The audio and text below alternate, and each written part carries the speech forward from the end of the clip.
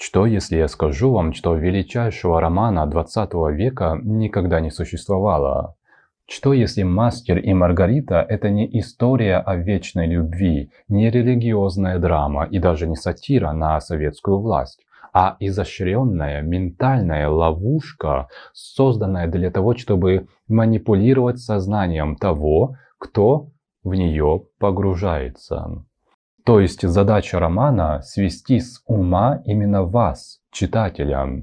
Михаил Булгаков построил не просто сюжет, он сконструировал жуткий зазеркальный лабиринт, где рассказчик говорит о авторе, автор о персонаже, персонаж пишет книгу о пророке, а дьявол зачитывает эту книгу вслух, полностью стирая границу между реальностью и бредом. И здесь возникает главный вопрос: кому принадлежит сам писатель? Является ли он демиургом или всего лишь марионеткой высшего замысла?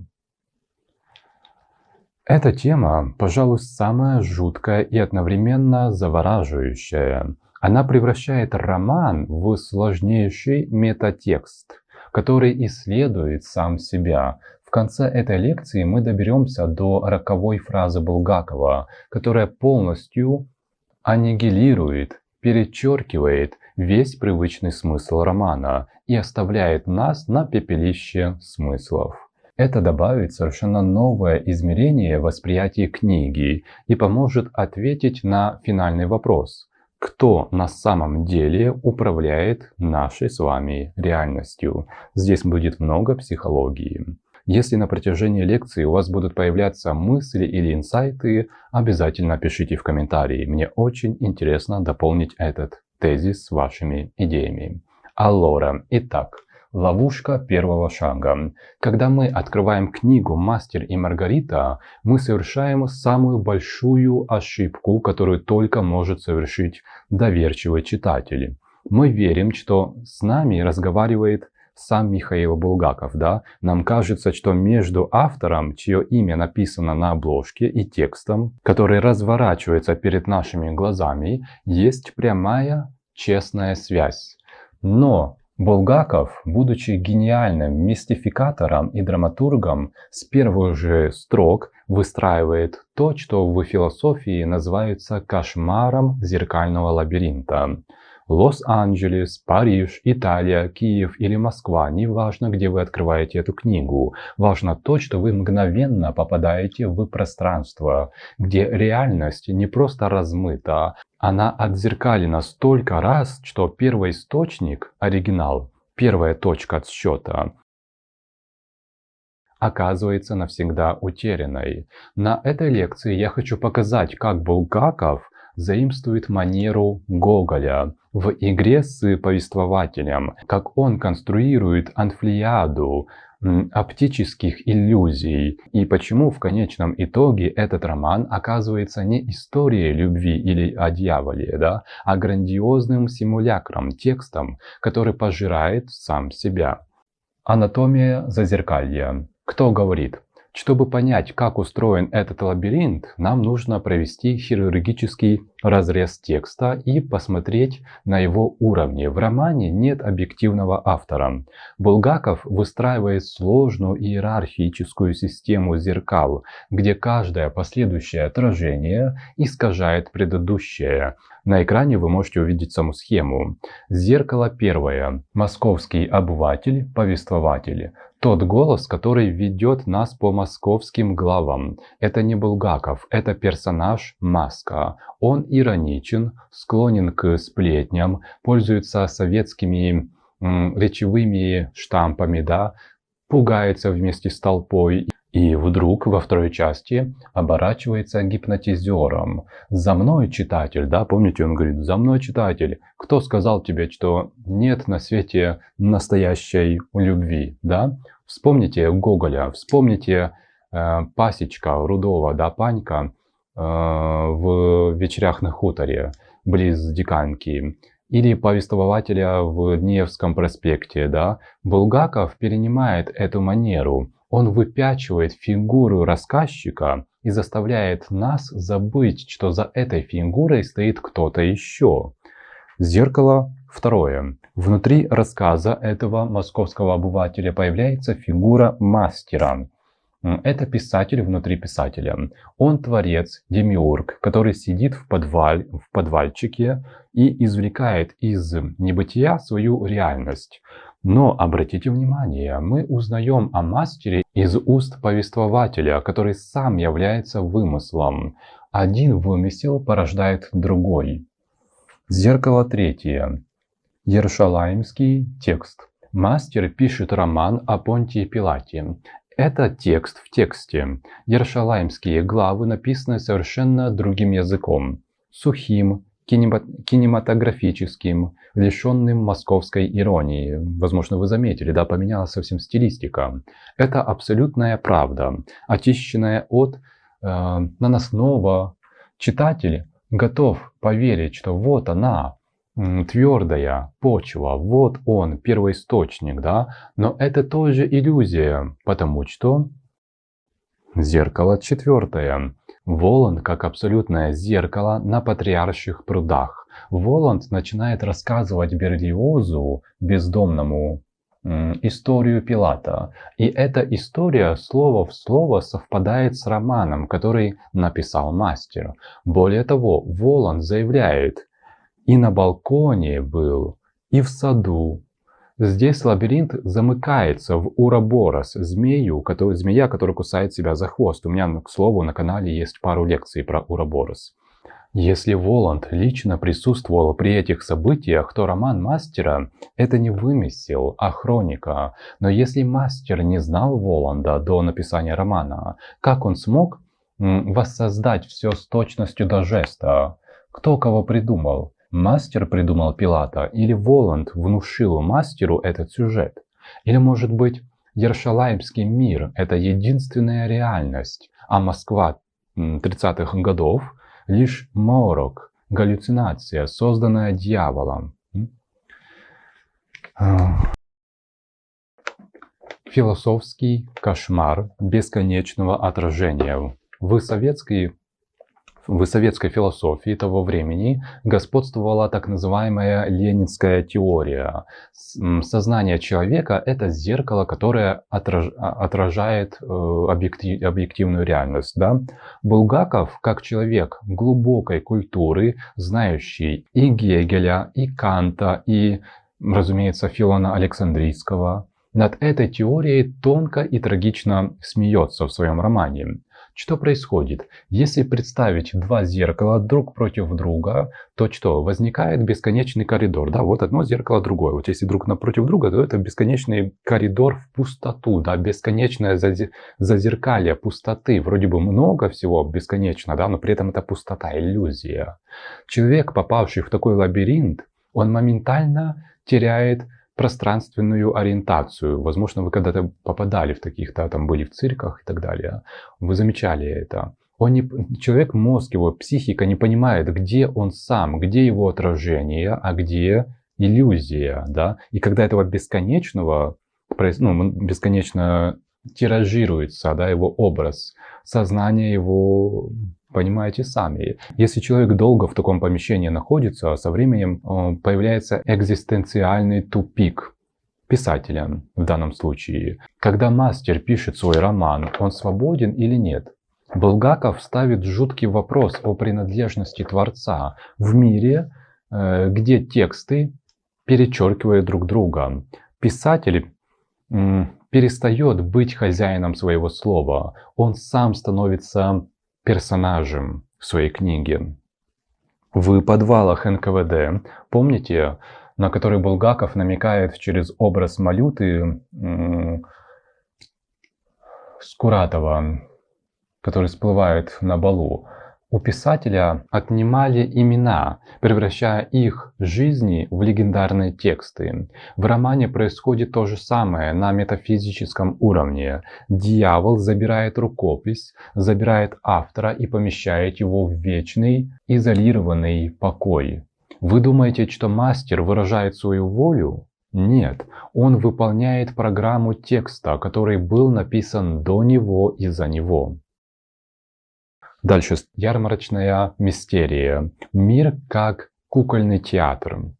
Перенесемся сейчас в финал романа. Скачка на конях. Помните, черные плащи, парение над бездной. Традиционно это прочитывается как грандиозное освобождение. Но если присмотреться к оптике Булгакова, то мы увидим не катарсис, а демонтаж, так сказать, театральных декораций. Булгаков, вы знаете, это человек театра.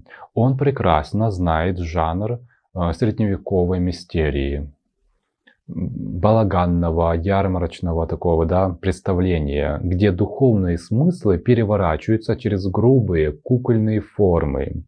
Посмотрите, как устроен полет в последней главе книги. Свист Королева, от которого трескаются скалы и валятся деревья. Это все типичный балаганный трюк, преувеличенный, гротескный эффект. Превращение в марионеток. Герои сбрасывают свои земные маски, но что они получают взамен? Что они обретают взамен? Они становятся живыми людьми. Коровьев превращается в темно-фиолетового рыцаря с мрачным лицом, застывшую аллегорию. Бегемот становится художником, юношей, пажом. Они занимают свои места в коробке кукловода. Искусственность покоя, который дарован мастеру, пугает. Вы согласны со мной, что это так? Что это мерзость, так сказать, запустение, замаскированное под уют. Вечно горящие свечи, вечный слуга, который будет зажигать эти свечи, вечный романтичный домик с венецианским окном. В этом пространстве нет времени, это все застывшее. Там никогда не наступает утро. Туда вечно будет приходить Франц Шуберт со своей скрипкой, или Штраус, или еще кто-то. Но в этом зазеркалье все авторы уже перемешались, да, как в коробке. Это, в коробке игрушек. Это идеальная витрина. Куклы сыграли свой спектакль. И их аккуратно сложили в бархатный сундук и закрыли крышечку. Это замкнутый симулякр покоя. Тот покой, который обретает мастер, пугает своей искусственностью. Вечно горящие свечи, вечный слуга, вечная музыка Штрауса. В гости будут приходить одни и те же люди. Там нет времени, нет рассвета, нет развития. Это просто идеальная витрина, сундук, куда кукловод уложил своих марионеток после спектакля. А помните всадников? Разве они не теневые персонажи? Всадники теряют индивидуальность, превращаясь в плоские аллегорические формы. Демон-рыцарь мастеру пририсовывают косу, превращают его в застывший шаблон вечного художника. Дальше. Аннигиляция смысла. Помните фразу «казни не было»? Кульминация этого зазеркального кошмара наступает на лунной тропе, где 2000 лет сидит Понтий Пилат. Мастер, выполняя волю Воланда или своего текста, да, кричит «Свободен, свободен, он ждет тебя». Пилат устремляется по лунной дорожке к Иешуа. И здесь происходит диалог, который полностью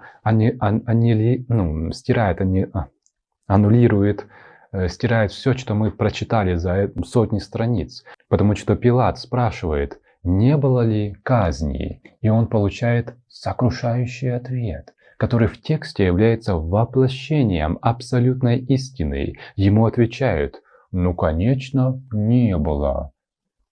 Тебе это все привиделось. Французский философ Жан Бодрия определяет симулякр как копию, у которой никогда не было оригинала. Сказав «казни не было», Булгаков совершает метафизические перечеркивания своего романа. Потому что если казни не было, то что? Значит, первое, значит, Иешуа Ганоцри не умирал на столбе. Второе, это значит, что ленивый Матвей зря бегал со своим грязным пергаментом и записывал искаженные слова. И третье значит, что мастер написал роман о пустоте, событие которого не существовало. И текст схлопывается здесь, да?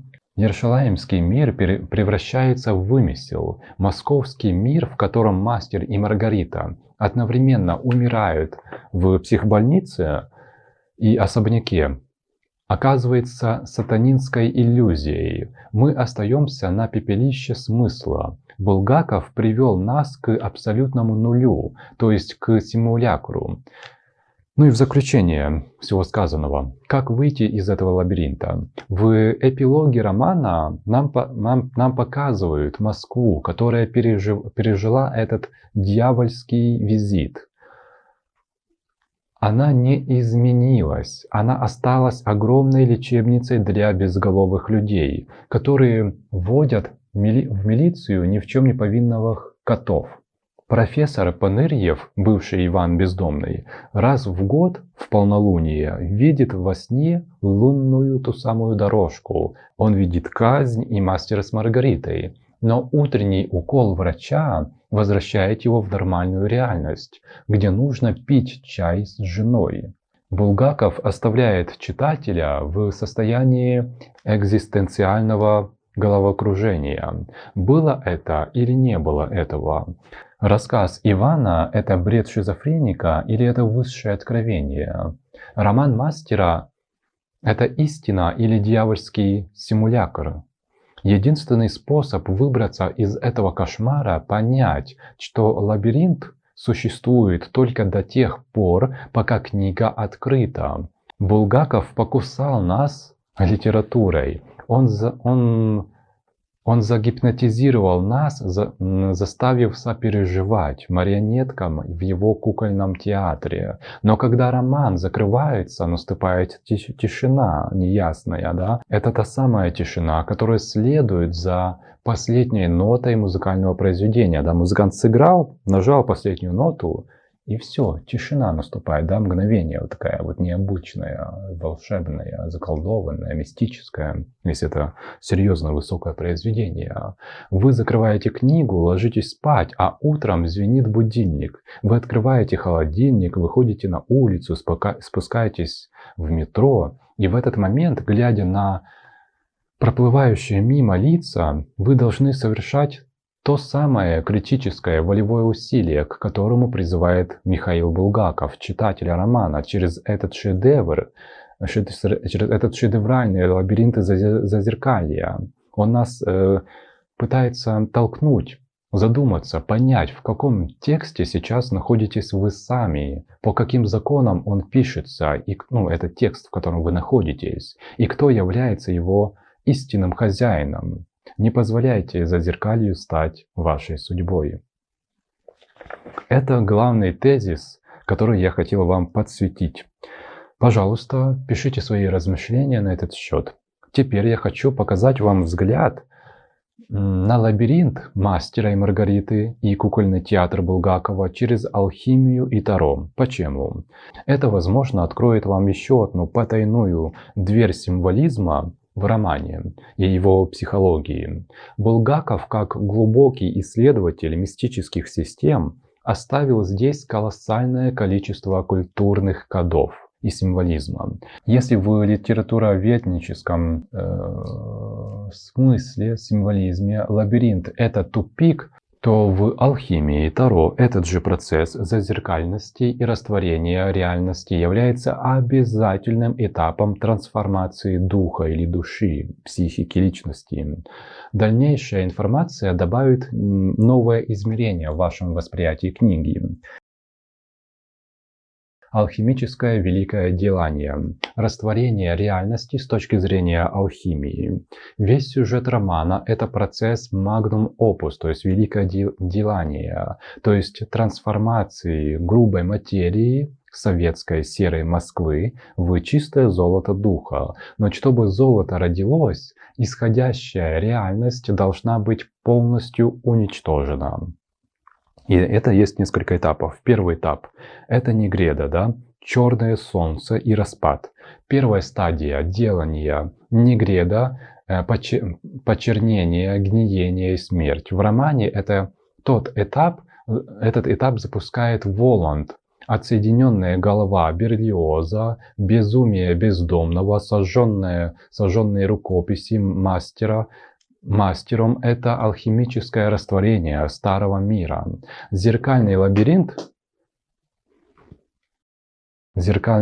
лабиринт здесь играет роль алхимического субканис, то есть пса сатаны или растворителя. Реальность должна потерять свои жесткие границы, стать жидкой, солютио. Когда Иешуа говорит Пилату: казни не было, он доводит это растворение до абсолюта. Реальность, все, после того, как он это сказал, реальность стерта в порошок, чтобы из нее можно было вылепить что-то новое, как, знаете, феникс. Сгорает из этого, его реальность, жизнь сгорает, из этой пепла создают новую реальность, нового птицу феникса, вечную, это круговорот. Дальше, второе. Это кровавая Евхаристия, как алхимическая свадьба. Бал сатаны – это классическая свадьба алхимическая. Маргарита выступает в роли белой королевы, Альбедо, а Воланд в роли черного короля. Трансформация крови барона Майгеля в вино в чаше черепа – это чистая алхимия перевернутого порядка. В нормальной алхимии нечестивое превращается в чистое, да, нечестивое в чистое, да, из черного в белое и красное освобожденное. То Булгаков здесь наоборот, он показывает черную алхимию, перевернутую. Живая кровь предателя фиксируется и превращается в вечный опьяняющий щит, эликсир зазеркалья. Третье. Кукольный покой, как незавершенное действие. Финальная стадия алхимии Рубедо. Это красное солнце, обретение бессмертия, да? Но обретает ли бессмертие, я уже рассказывал просто на лекции для начинающих, что да, завершается все бессмертием, но после Рубедо. Но получает ли мастер и Маргарита это бессмертие? Получает ли истинное Рубедо по факту? Нет, не получает, это не истина. Их покой в домике с венецианскими окнами – это замороженное делание, это иллюзия. Они не соединяются со светом, с высшим духовным золотом. Они остались в искусственной матрице, созданной Воландом. Их реторта, то есть колба, она захлопнулась навсегда. И все.